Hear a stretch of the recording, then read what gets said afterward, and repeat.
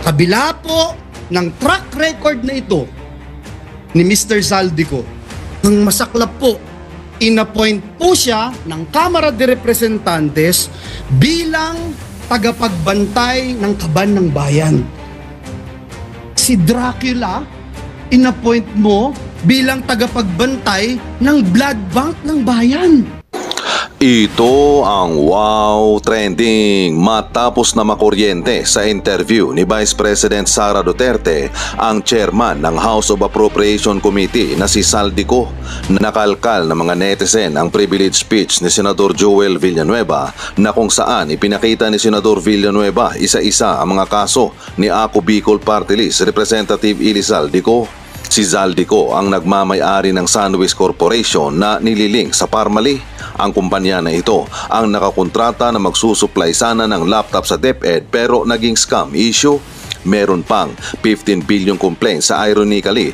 Ayon pa nga kay Senador Joel Villanueva, ang masaklap pa sa kabila ng mga track record na ito, inappoint pa ng Kamara de Representante bilang tagapagbantay ng kaban ng bayan. Parang si Dracula, inappoint natin para bantayan ang blood bank ng bayan. 2 tao ang isiniwalat ni Vice President Sara Duterte na may kontrol sa budget sa Pilipinas, si Zaldico at si House Speaker Martin Romualdez. At sumagot nga kaagad si Zaldico sa pasabog ni Inday Sara pero hindi nito sinagot ang ginawa nila ng BFF niyang si Tambi na imbis na 5 billion lang ang inaprubahang budget ng OBP, dinagdagan nila ito ng 10 billion kaya naging 15 billion na hindi naman kontrolado ng Office of the Vice of the President. Ayon pa sa resback ni Zaldico kay Vice President Sara Duterte, nililihis lang daw nito ang issue, diversionary tactics ika nga.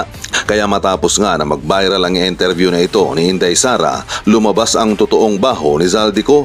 Yumaman sa pera ng bayan ang mga ayuda na binibigay sa mga kababayan nating mahihirap ay sarili din nating pera. Ginamit ang sarili natin para magmukha silang para sa mga mahihirap na mga Pilipino. Mr. President, in Ecclesiastes chapter 1, chapter 3, verse 1, and 7, verse 8, it says, "There is time for everything, and a season for every activity under the heavens, a time to tear and a time to mend, a time to be silent and a time to speak, a time to love and a time to hate, a time for war and a time for peace." Mr. President, I rise on a matter of personal and collective privilege.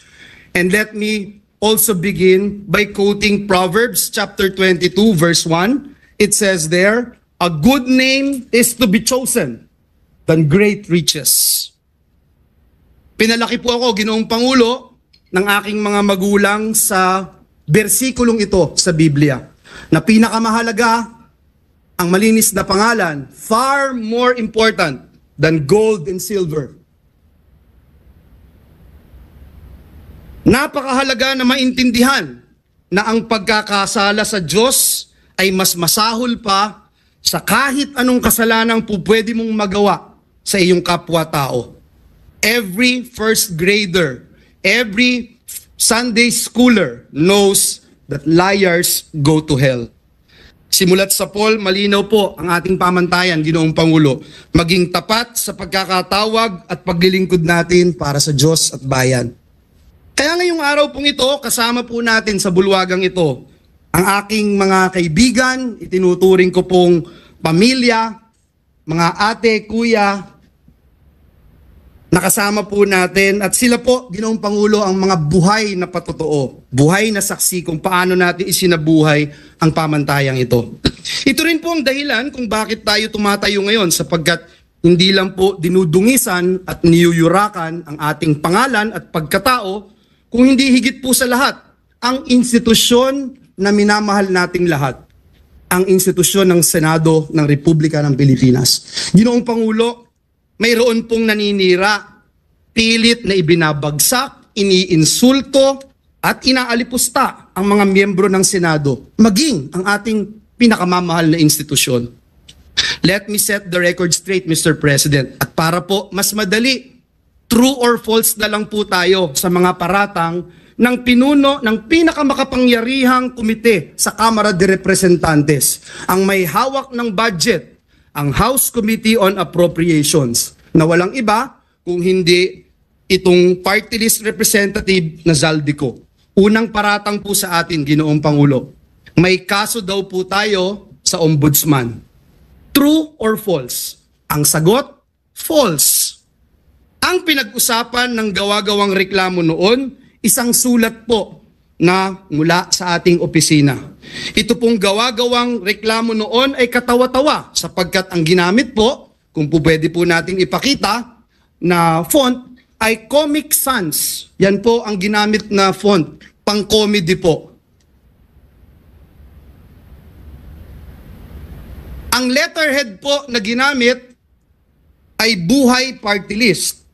Mr. President, the last time I checked, ang tatay ko po, hindi po si Brother Mike Velarde. Ngunit mahal ko po siya.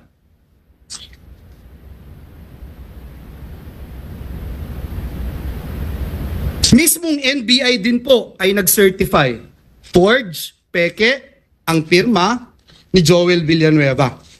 Sana po maipakita natin sa screen yung pong mga binanggit ng representasyon na ito.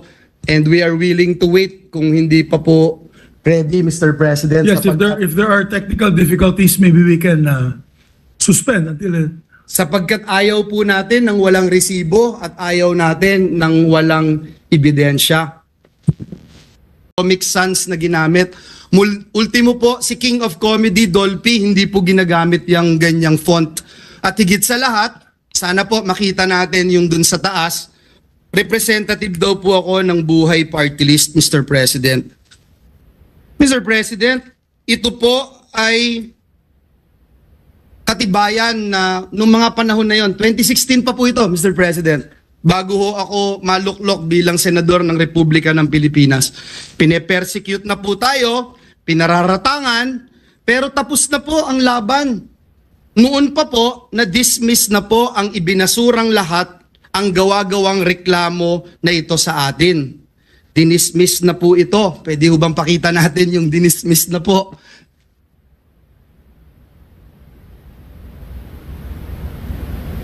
Mr. President, 2019 pa po, dinismiss na po ang kasong ito na ipinaparatang sa atin. Noong 2016 po, Ginoong Pangulo, ayan po yung pag-dismiss, Mr. President, ng reklamo. Hindi nga po nakarating sa korte, Ginoong Pangulo, na-dismiss na po sa probable cause pa lamang.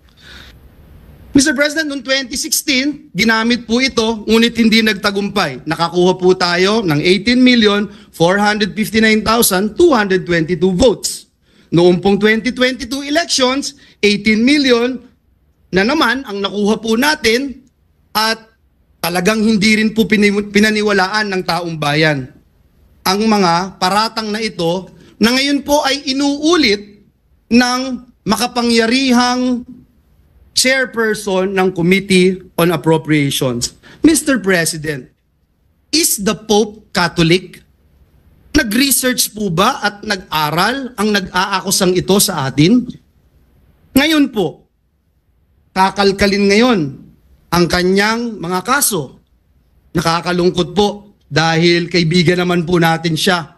Pero dahil po pumasok siya sa away na hindi niya away, kailangan niyang magbabanggit ng mga personal attacks, kakalkalin po itong mga atraso niya sa bayan. Ito pong kumpanya niyang SunWest Corporation. True or false? Ito po ba ang isa sa pinakamalaking government contractor sa bansa? Sagot, true.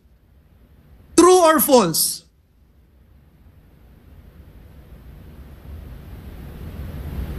Ang korporasyon po ba niyang SunWest Corporation ay kasama dito sa kontrobersyal na Pharmaly case dito na inimbestigahan sa Senado na kasuhan ng Senado? The answer is true. Kasama din po ba ang kumpanya niya dito po sa kontrobersyal na DepEd laptop scam? Ang sagot po, true. Pinakakasuhan din po ng Senado ang kumpanyang ito. Napakadami pong BIR cases. Madali po maghanap, Mr. President. Madali po kuhanin ang panig ng mga taga-BIR. Kung ilang kaso mayroon ang kanyang mga korporasyon. Bukod po dito, yung reklamo po sa ombudsman ng anti-corruption group na ang pangalan Task Force Kasanag International, meron din pong 50 billion na kaso na kinakaharap ang taong ito. Mr. President, kung maglalabas po kayo ng baho, Mr. President, dapat naman siguro maligo ka muna. Ang masaklap po, Ginoong Pangulo, sa kabila po ng track record na ito ni Mr. Zaldico, ang masaklap po, inappoint po siya ng Kamara de Representantes bilang tagapagbantay ng kaban ng bayan. Si Dracula, inappoint mo bilang tagapagbantay ng blood bank ng bayan. Wow, Mr. President. Kailan sa kasaysayan ng bayan natin nangyari ang ganitong pagkakataon na isang big-time contractor ang hahawak sa kaban ng bayan? Only in the Philippines, Mr. President. Mr. President, marami po akong pupwedeng sabihin, isa-isahin, pero hindi ko ho ngayon gustong pag-usapan ang napakarami yung kasong ito. Hindi ko po iisa-isahin. Hindi ko po pe-personalin. Marami pong panahon para sagutin itong mga ito. Pangalawang paratang sa atin, Mr. President. Minamaliit ko daw po, Mr. President. Minamaliit ni Joel Villanueva ang boto ng mga kongresista at party list. Sagot? True or false? False. Mr. President, utang ng buhay kong ito ang pagiging miyembro ng Kamara de Representantes. Paulit-ulit ko pong sinabi sa bulwagang ito, hindi ko mararating ang anumang tagumpay na narating ko sa buhay ko kung hindi po ako naging miyembro ng Kamara de Representantes. Marami po akong namimiss, Mr. President, na miyembro ng Kamara. Mahal na mahal natin. Si Representative Diggs Dilangalen, si Representative Raul Delmar, si Representative Roy Logoles, Tito Kaloy Padilla. Ang sarap pakinggan, Mr. President. Sa mga party list representative, sila ka Eta Rosales, sila ka Saturo Campo, sila ka Crispin Beltran. Mr. President, naging bahagi sila ng aking buhay. Mamaliitin ko ba ang 3,872 votes na maging kongresista ng Batanes? Bakit ko po mamaliitin? Lagi ko nga pong sinasabi, dapat pakinggan ang bawat representative ng Pilipinas. Doon po sa interpellation namin, nandito po si Senator Bato, madali po niya ikukumpirma. Ano ba yung pinag-uusapan namin about votes? Ang topic po namin ay disenfranchisement. Ang binanggit po namin ay kung tayo po ay iluluklok ng taong bayan bilang senador, tayo po ay iluluklok ng taong bayan bilang party list representative o bilang district representative, may different roles po tayo. Ang disenfranchisement mangyayari kung bubuwagin ng Senado, kakapunin ng Senado, tinatanggalan natin ang karapatan yung mga nagluklok sa bawat miyembro ng Senado na naririto po ngayon. Mr. President, kailanman hindi natin kayang maliitin ang bawat miyembro ng Kamara de Representantes. Higit sa lahat, Mr. President, miyembro po ng Kamara at party list ang tatay ko na mas mahal ko pa kaysa sa buhay ko, Mr. President. And let the records bear that statement of this representation. Paano ko po mamaliitin ang Kamara? Ang tunay na issue, Mr. President, ay ito pong Peking People's Initiative. Dito po tayo mag-focus. Madali ho maghalit para sa akin. Madali po para magsisigaw ho dito dahil kakampi ko maraming senador. Madali po yun, Mr. President. Napakadali. Banggitin isa-isa itong kaso na ito. Ilang bilyong dito, ilang bilyon doon. Madali po sabihin, pero hindi po yun ang focus. Ang focus po natin, Mr. President, at hindi tayo dapat maging personal, ay banggitin natin itong bigger issue. This issue which is bigger than myself, which is bigger than you and me, which is bigger than this institution, Mr. President, and this is the soul of our nation, our Constitution, Mr. President. Imagine, Mr. President, true or false, Mr. President? Gusto ba ng taong bayan itong mabahong PI o peking People's Initiative, Politicians Initiative na ito? Eh yung OCTA po, sabi 1% lang ang naniniwala na may halaga itong tsa-tsa. Noong January 31, ang CBCP nagbigay po ng pahayag na sabi po nila, hindi tayo basta lalagda o papayag sa kahit anong petisyon sa COMELEC. Ayan po ang sinabi ng CBCP. Can we show the CBCP resolution, Your Honors? Ayan po. Noong pong isang linggo, February 11, ang Philippines for Jesus Movement ay naglabas po ng isang manifesto laban sa Peking People's Initiative. Mr. President, maliwanag pa po sa sikat ng araw. Hindi ito ang prioridad ng taong bayan. Lalo na't maraming Pilipino ang nagugutom at nahihirapan. Hindi na po nakakayanan ng ating mga kababayan yung presyo, taas ng presyo ng bigas, sardinas, kape, gatas, instant noodles, maging asin, at iba pa.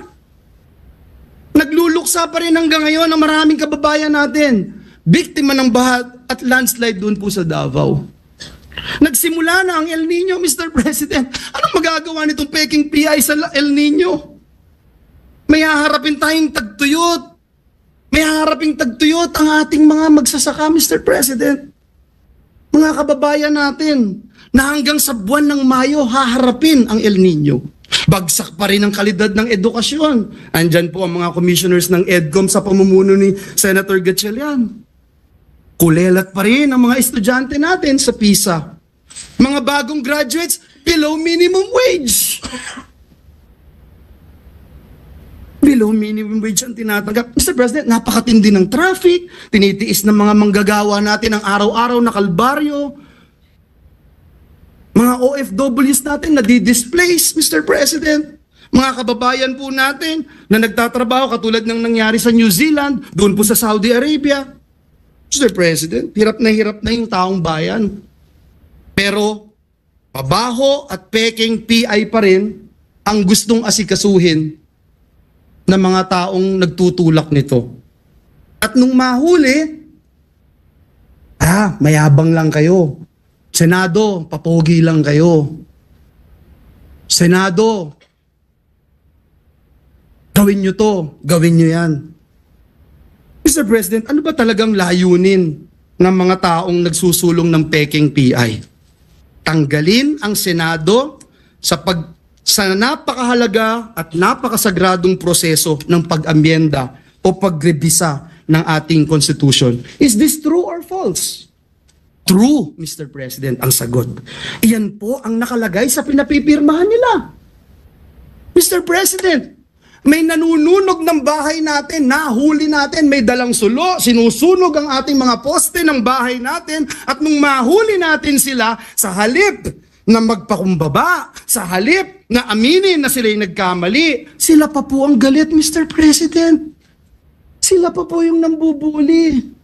At nung mahuli po natin, ayaw pa rin pong umamin sa kanilang kasalanan. Sa halip po, minumura tayo, tinitira tayo ng below the belt, kesyo pangit tayo, mayabang tayo, etc. Sila pa ang galit at sabi pa sa atin, hoy, pagluto mo pa ako.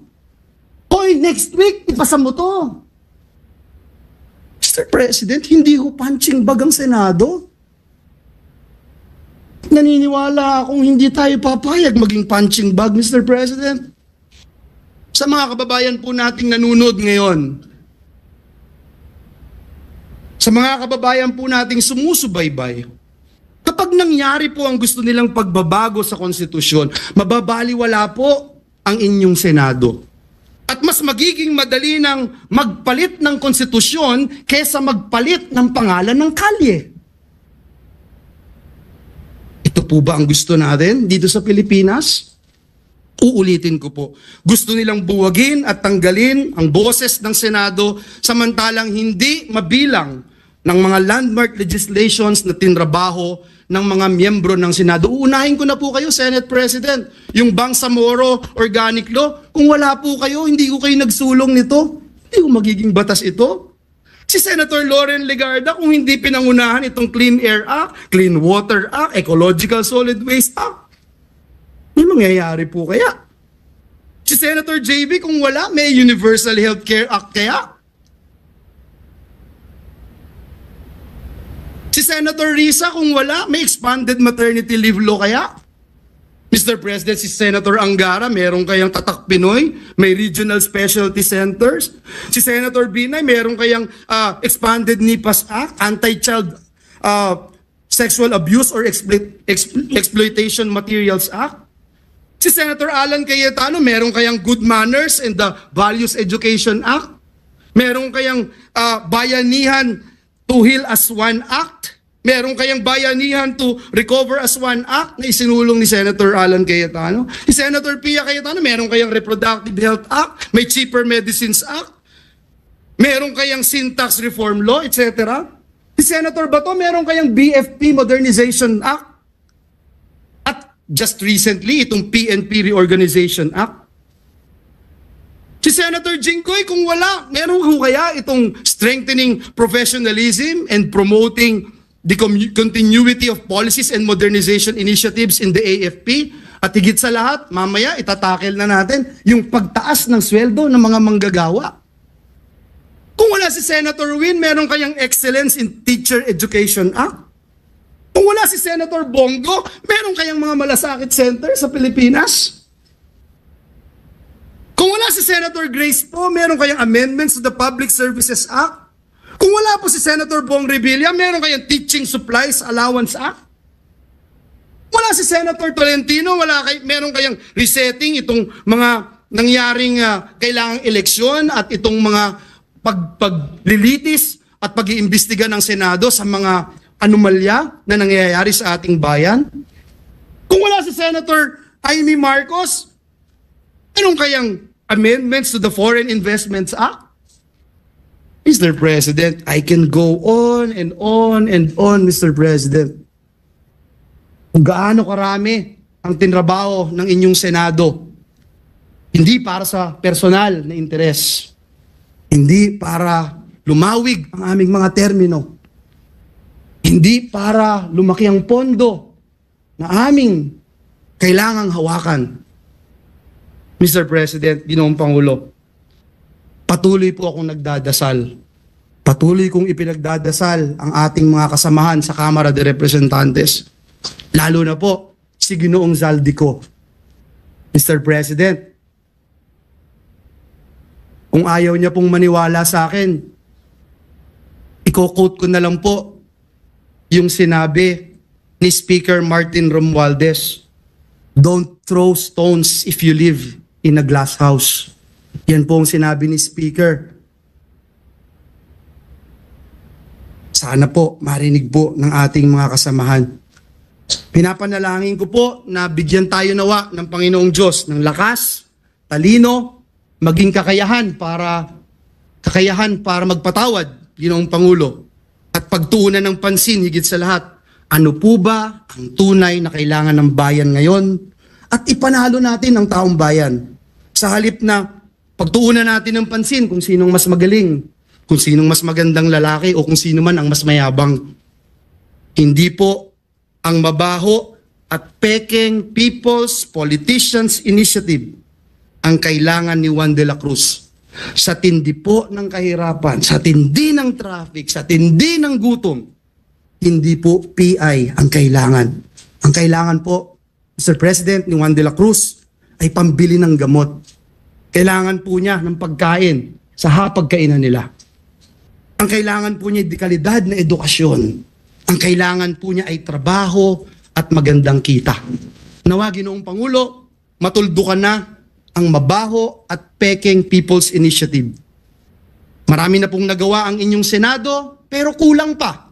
At alam ko po, bilang miyembro ng institusyong ito, na marami pa tayong magagawa para sa bayan. Kaya magtrabaho po tayo. Maraming salamat, Ginoong Pabulo. Mabuhay ang Senado ng Republika ng Pilipinas.